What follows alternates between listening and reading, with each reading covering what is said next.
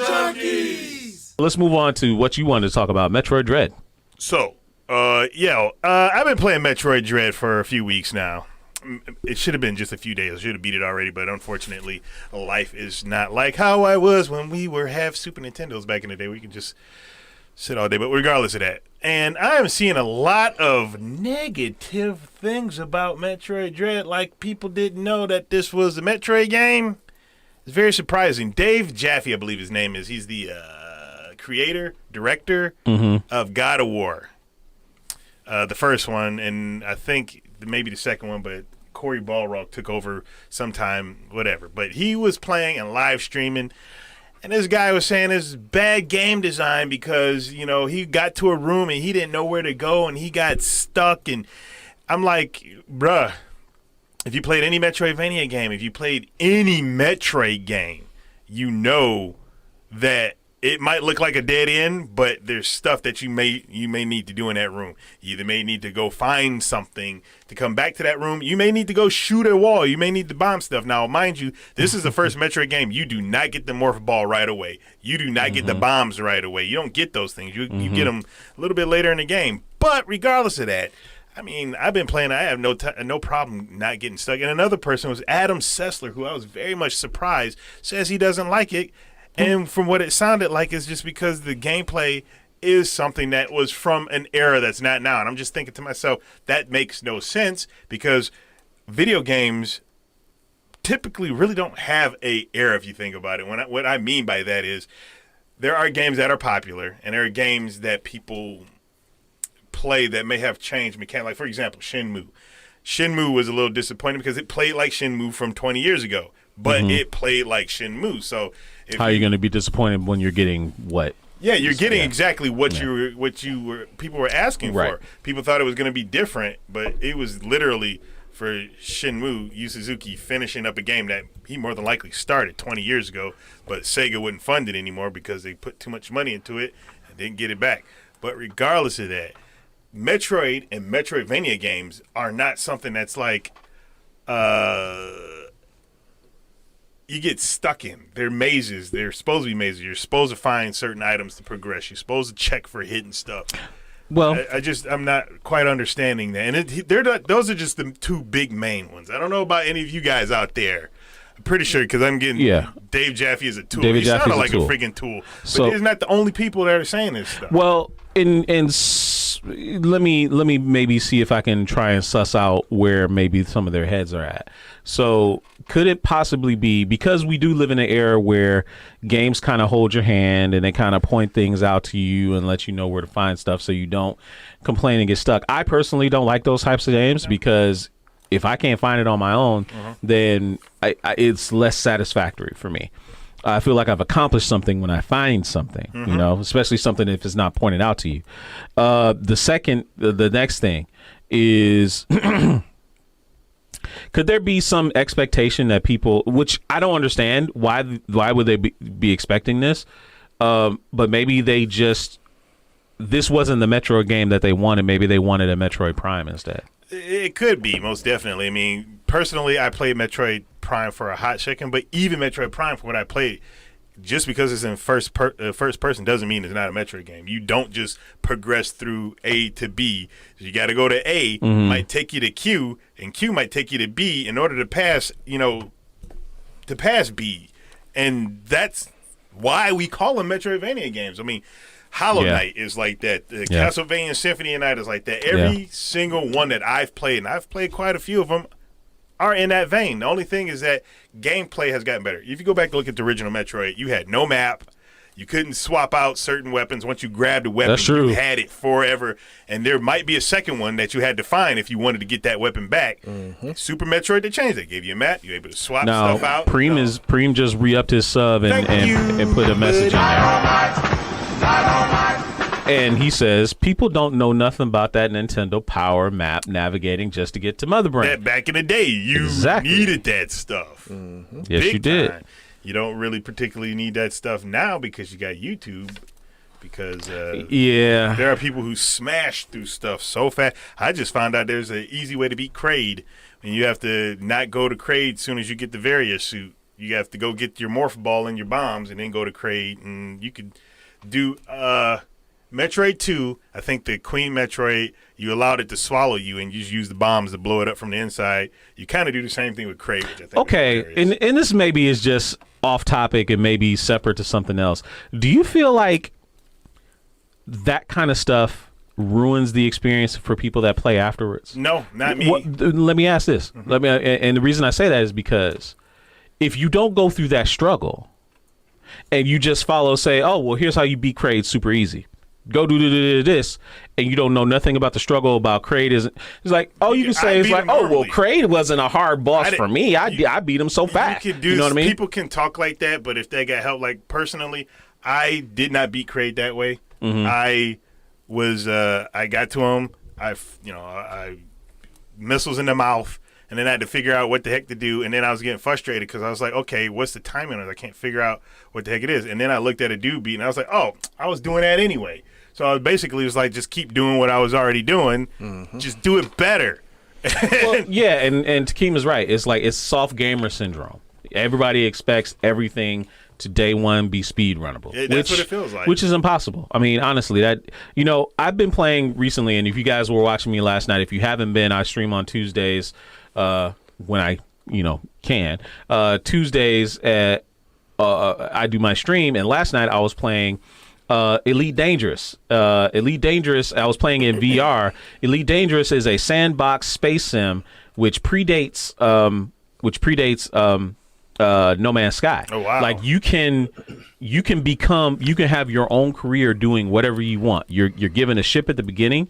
You take courier missions. You gain money. You can buy more ships. You can become a pirate. You can become a merchant. You can become a courier. You can become a marshal. You can become an outlaw. You can get arrested for your crimes. You have to pay fines and things like that. Wow. Fight aliens. Fight other people. It's literally open world. But the one thing that sticks out to Elite Dangerous, after that tutorial, you are literally on your own. They don't tell you shit. Yeah. Like, if you can't complete a mission, you better figure it out. You can't figure it out, you can't complete the mission. Period.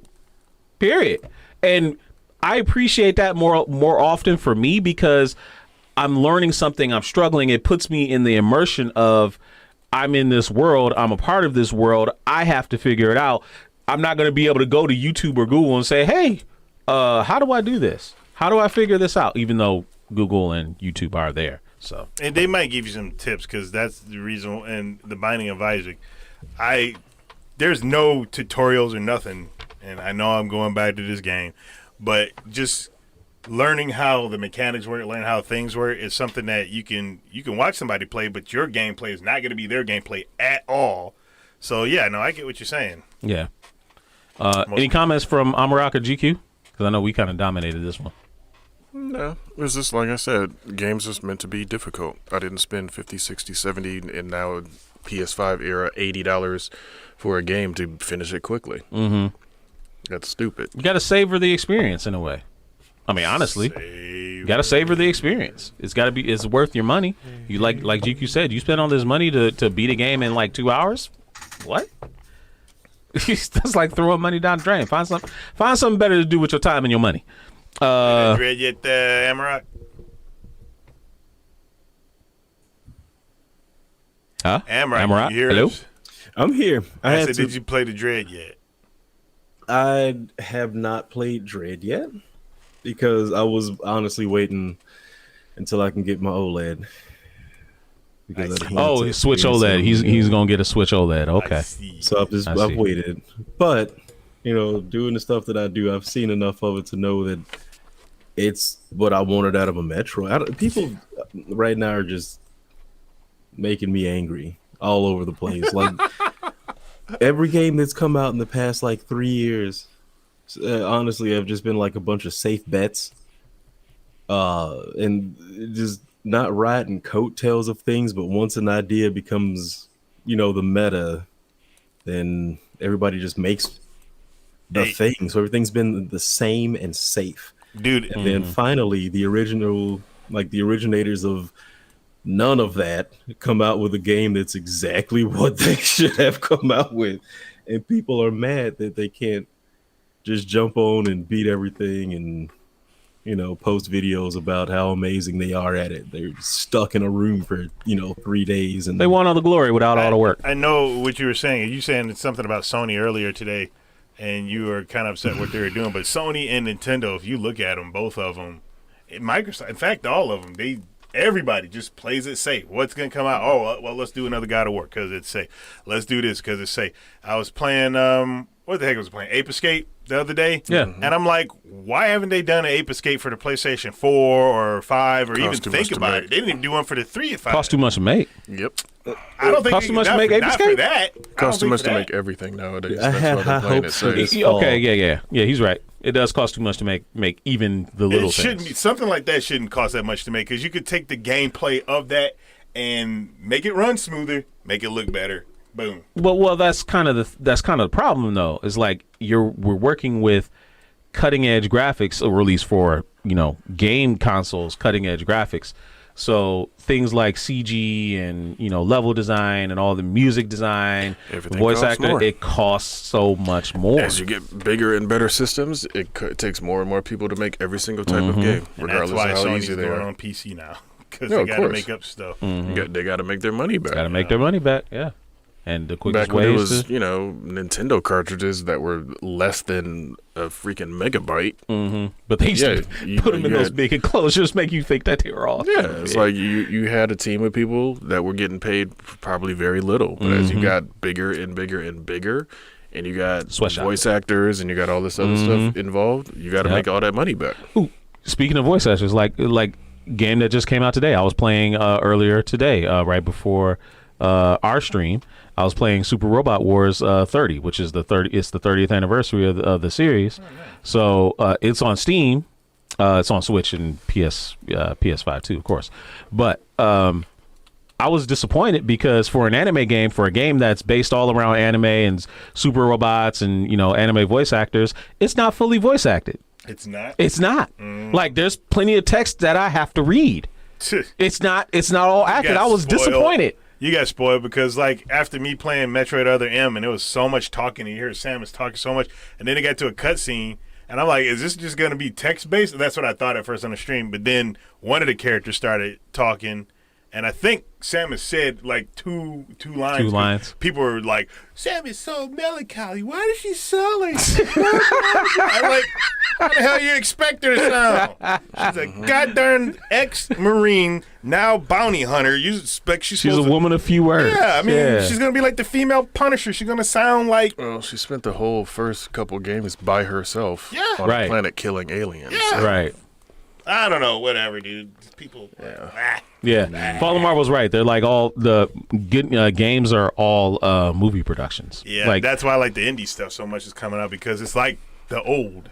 yeah. See, and Fallen Marvel's right. Like many novelty games are going to have full voice acting, like Tales of Arise. That's kind of what I expected with Super Robot Wars. But when you think about it, the licensing and the amount of people they would have had to hire to do everybody's voice, all the characters in that game, would have been astronomical. But Oh, excuse me. I still was disappointed. I kind of wanted No, to have it. I mean, I can Yeah. understand that. Hey, we hope you enjoyed that clip. Make sure you check out our live content on Twitch. It's twitch.tv/culturejunkies. We also have a lot of content available on YouTube, unboxings as well as Blu-ray reviews. And you can support us on Patreon, patreon.com/culturejunkies. And on top of all of that, if you go to culturejunkies.net, you can check out our merch store. The link is culturejunkies.net/merch. There's a lot of great merchandise there. So there's links and logos and stuff all around me. So check those out, and we will see you next time.